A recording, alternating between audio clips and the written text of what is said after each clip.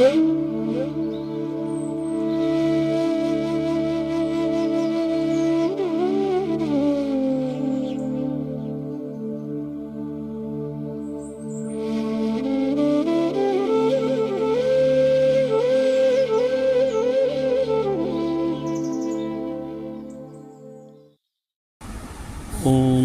सहनाववतु सहनौ भुनक्तु सह वीर्यं करवावहै तेजस्विनावधीतमस्तु मा विद्विषावहै।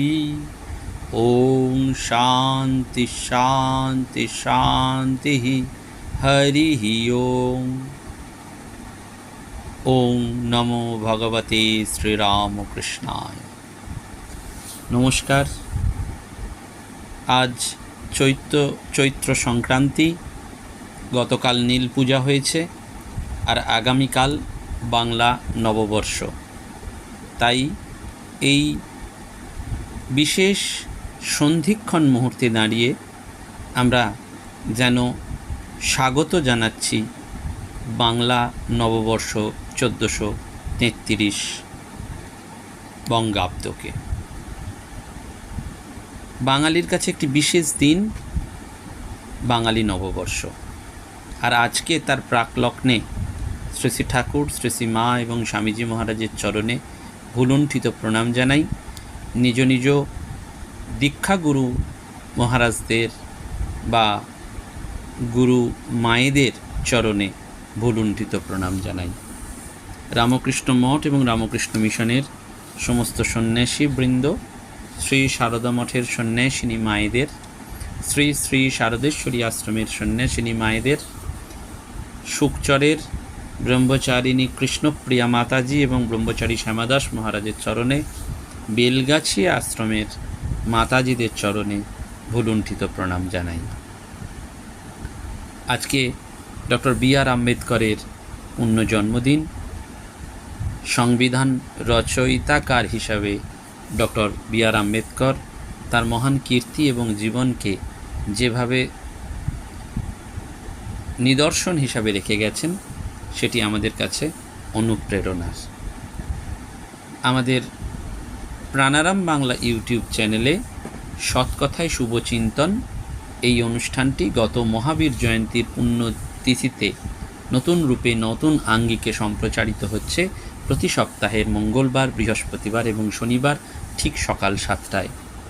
আর এরই পাশাপাশি প্রেম পাথার, যার ইউটিউবে গিয়ে আপনারা সার্চ করতে পারেন PREMPATHAR,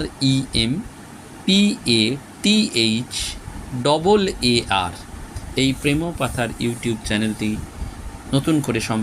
নতুন করে লঞ্চ হয়েছে। তার সাবস্ক্রিপশান করে নিতে পারেন, কোনো অর্থমূল্য নেই। সাবস্ক্রাইব বাটনটি ক্লিক করলেই আপনারা সাবস্ক্রাইব করে ফেললে যদি 1000 ভক্ত সেই নির্দিষ্ট মাত্রায় পৌঁছে যান, তাহলে আমরা অনেক সুন্দর সুন্দর শুভ কাজের, শুভ চিন্তনের ভিডিও সেখানেও আপলোড করতে পারব। আর আপনারা জানেন আত্মবিকাশ এবং বিবেকানন্দ অনুধ্যান কেন্দ্রের কথা আমি গত কয়েকদিন ধরেই বলছি, যেহেতু সেটি চারা অবস্থায়, অঙ্কুরিত অবস্থায় রয়েছে। মেয়েদের স্বনির্ভর করার লক্ষ্যে, তাদের মনোবিকাশের দিকে এবং আদর্শ জীবন গঠনের নিরিখে এই ট্রাস্ট মূলত হাওড়া অঞ্চলে পিছিয়ে পড়া সপ্তম, অষ্টম, নবম, একাদশ, দ্বাদশ শ্রেণীর মেয়েদেরকে নিয়ে এই কর্মকাণ্ড। ইতিমধ্যেই স্বামীজির চিন্তায় পাঠচক্র শুরু হয়েছে এবং তাদের প্রতিদিন একটু টিফিন দেওয়ার ব্যবস্থা করা হয়েছে। প্রত্যেককে ছাত্রীবৃত্তি প্রদান করা হচ্ছে প্রতি মাসে। এছাড়াও আমাদের আগামী দিনে তাদের মনোবিকাশের জন্য, তাদের স্বয়ং সম্পূর্ণ করে দেওয়ার জন্য কিছু পরিকল্পনা গ্রহণ করা হয়েছে। যে কোনো পরিকল্পনার পেছনেই অর্থ দরকার হয়। আপনাদের কাছে সেই অর্থ ভিক্ষা আমরা প্রার্থনা করছি। জানিয়ে রাখা ভালো যে আজকে আপনারা যারা সৎকথায় শুভচিন্তন শুনছেন এবং যারা ইতিমধ্যেই আমাদের সঙ্গে যোগদান করেছেন, আজ আমরা দুপুর 3টের পর দক্ষিণেশ্বর মেট্রো অঞ্চলে বস্তি কলোনিতে যাব এবং মঙ্গলঘট ওয়েলফেয়ার অর্গানাইজেশনের মাধ্যমে আমরা সেখানের প্রায় 60 জন বাচ্চা মেয়েদের বা ছেলেদের হাতে কিছু নতুন বছরের উপহার এবং তাদের কিছু পুষ্টিকর খাদ্য তুলে দেওয়ার ব্যবস্থা করব। আমরা চেষ্টা করব ইউটিউবে সেই ভিডিও আপনাদের কাছে প্রেমপাথার ইউটিউব চ্যানেলের মাধ্যমে সম্প্রচারিত করার। আর তার সঙ্গে সঙ্গে অক্ষয় তৃতীয়া আসছে, সেই দিনও আমাদের নতুন রূপে সেবা পূজার কথা ভাবা হয়েছে, তাতেও আপনারা আগামী দিনে আমাদের সঙ্গে থাকতে পারেন। আমরা যেহেতু বছরের শুভ সূচনার দিন আগামী কাল, এবং সেই দিনটি আমাদের কাছে সত্যি একটা মঙ্গল বার্তা বহন করে নিয়ে আসে। বিভিন্ন পূজা মঙ্গল আরতির মধ্যে দিয়ে আবাহন করা হয় নতুনের। রক্তিম কৃষ্ণচূড়ার ফুলে সেজে ওঠে ব্যবসায়িক প্রতিষ্ঠান, সঙ্গে থাকে আম্রপল্লব বিভিন্ন ফুল। মন্দিরে চলে মঙ্গল কামনায় পূজা, আর দোকানে দোকানে হয় হালখাতার পুজো। এটি যেন একটা এই বাঙালির যে নববর্ষ, সেটি যেন একটা ঐতিহ্যের পরম্পরা। সেজন্য এই বাংলা নববর্ষে আমাদের সকলের প্রতি সেই প্রীতি, শুভেচ্ছা, প্রণাম, শ্রদ্ধা থাকে, এবং সেটি আমাদের একটা অন্য মাত্রা বহন করে। কারণ নববর্ষ মানে শুধুই বাংলার নববর্ষ নয়, নববর্ষ প্রতিটি দেশে স্ব স্ব রীতিনীতির মাধ্যমে পালন করা হয়। ইংরেজি নববর্ষ মানে যেমন 1 জানুয়ারি, সেটাও আমরা উৎসাহ উদ্দীপনার মাধ্যমে যেমন পালন করে থাকি, তেমনি আমাদের বাংলাতেও 2টি নববর্ষ পালন করা হয়। কোরিয়া হচ্ছে ফেব্রুয়ারি, আর চীন হচ্ছে 22 জানুয়ারি, তাদের মতন করে। সাম্প্রতিককালে আমি দক্ষিণ ভারতে গিয়েছিলাম, তামিলের মানুষজনের কাছে 14ই যে মার্চ অর্থাৎ আজকের দিনটি, 14ই এপ্রিল আজকের দিনটি তাদের কাছে তামিল নববর্ষের দিন। সর্বস্তরে এই নববর্ষের শুভেচ্ছা বিনিময় হয়। আধুনিককালে ডিজিটাল আনন্দ আমরা ভাগ করে নিচ্ছি, সব কিছুই ডিজিটাইজড হয়ে যাচ্ছে, কিন্তু আমাদের বারবার এই নববর্ষ মনে করিয়ে দেয় ঐক্য থেকে বৈচিত্র্য, আর বৈচিত্র্য থেকে ঐক্যের নিরন্তর পথ চলা। পুরনো বছরকে বিদায় জানিয়ে নতুন বছরের আগমন বার্তা আমাদের আকাশে বাতাসে শঙ্খধ্বনির মতন বেজে ওঠে। কবিগুরু সেই জীবন গানের কথা আমাদের স্মরণ করিয়েছেন। যাত্রাপথের আনন্দ গান যে গাহে, তারই কণ্ঠে তোমারই গান গাওয়া। এ যেন এক অন্তহীন পথের আবাহন করে এই নববর্ষ। নববর্ষ আসার আগেই সেজন্য সেই পদধ্বনি আমরা শুনতে পাই, চরণধ্বনি শুনি তবনাথ জীবন তীরে। শান্তিনিকেতনের পুরানো লেখনী থেকে আমরা পাই যে শান্তিনিকেতনের গোড়ার দিকেই নববর্ষ উদযাপন করা হতো খুব বড় করে। মহর্ষি দেবেন্দ্রনাথ ঠাকুরের ধারা মেনে উপাসনা মন্ত্রপাঠের মধ্যে দিয়েই সীমাবদ্ধ থাকত। পরবর্তীকালে আশ্রমিকরা, কর্মীরা পরস্পরকে আলিঙ্গন করতেন, গান বাঁধতেন, এবং রানু মুখোপাধ্যায়কে লেখা একটি চিঠিতে রবীন্দ্রনাথ লিখেছিলেন, জন্মেছি গরমের দেশে, কবিতা লেখার সময় লিখতে হয়েছে, সার্থক জনম আমার জন্মেছি এই দেশে। যতই গরম হোক, কথাগুলো আর ফিরিয়ে নেওয়ার জয় নেই। ফলে বৈশাখের উদযাপন ছিল যেন অন্তর্জাত। বাংলায় নতুন বছরের দিনে যেন একটা বাংলা ভাষার উৎসব, বাংলা সংস্কৃতির উৎসব, চির নবীনতা, চির সৌন্দর্যের উৎসব পালিত হয়। ওই যেটি বললাম, এটি ঐতিহ্যের পরম্পরা। সেই জন্য 1 বৈশাখ থেকেই যেন আমাদের নব আনন্দ। নববর্ষকে কবি সেই জন্য বলছেন, নব আনন্দে জাগো আজি। জগতের মধ্যে যে আনন্দের সঞ্চার হচ্ছে, সেই আনন্দ নবপ্রভাত হয়ে শুভ সূচনা করছে এই নতুন বছরকে। তিনি আমাদের কাছে দ্বারে প্রেরণ করছেন। কে না, তিনি হচ্ছেন ঈশ্বর। মানুষের জীবনের সমগ্রকে ব্যাপ্ত করে এই ঈশ্বরের আবির্ভাব। জীবন কোথায় চলছে না, অনাদিকাল থেকে অসীম কাল ও সাগরে। সেই জন্য 1 বৈশাখ যেন আমাদের যাত্রা শুরু। আবার পরের বছর 1 বৈশাখে অর্থাৎ নববর্ষের প্রথম দিনেই সেই যাত্রার পূর্ণতা। আবার নতুন প্রভাত। মানুষ প্রতীক্ষা করে থাকে, এবং সেই প্রতীক্ষা কখনো বিফলে যায় না। এবং এই যাত্রাপথের শুরুতেই আমাদের ক্ষেত্রে আমরা বারবার যেন মনে করি যে জীবন ধারণের জন্য যত উপকরণ, সবই তো মানুষের সৃষ্টি। মানুষই পারে সব অধিকারকে বরণ করে গ্রহণ করে নিয়েও ক্রমে নিজেকে ভগবানের পথে উৎসর্গ করতে। সেজন্য বিশ্বাসই হচ্ছে ভগবৎ পথের প্রধান স্তম্ভ। বিশ্বাসকে করতে হয় জীবনের প্রধান পাথেয়।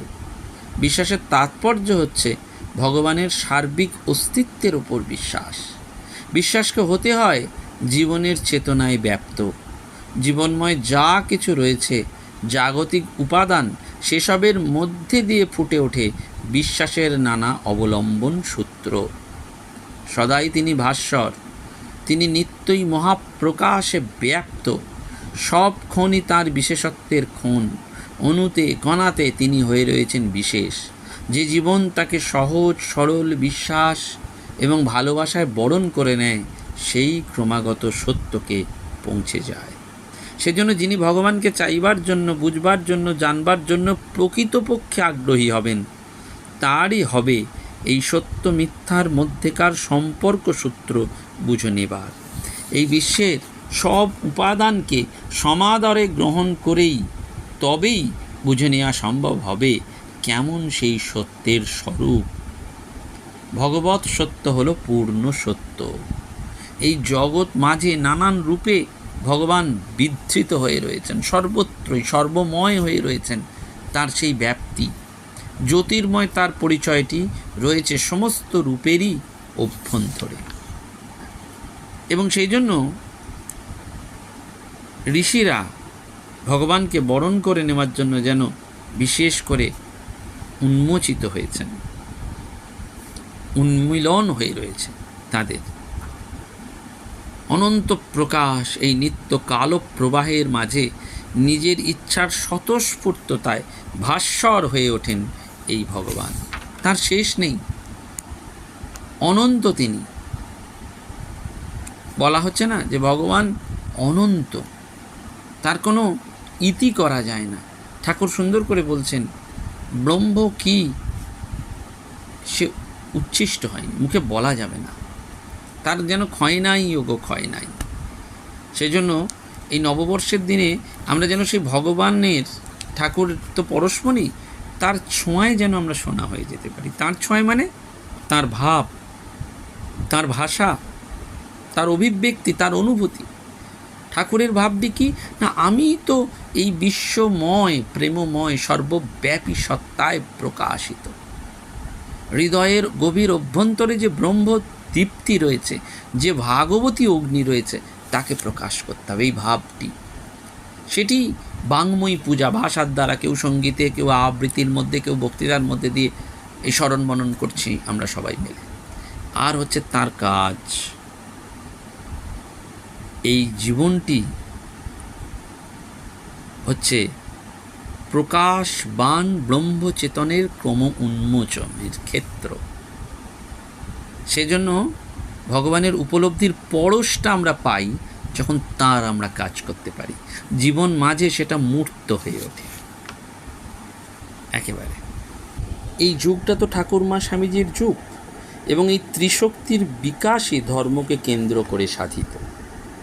সেজন্য এই ভারতবর্ষে সাধনার যে ইতিহাস রয়েছে, সেখানে দেখতে পাই আমরা বহু প্রচলিত পথ রয়েছে, মত রয়েছে, বহু সাধকের বহু সাধনার ধারা ধ্যানে তার মিলিত হয়েছে। কোথায়? ঠাকুরের কাছে সেটা মিলে গেছে।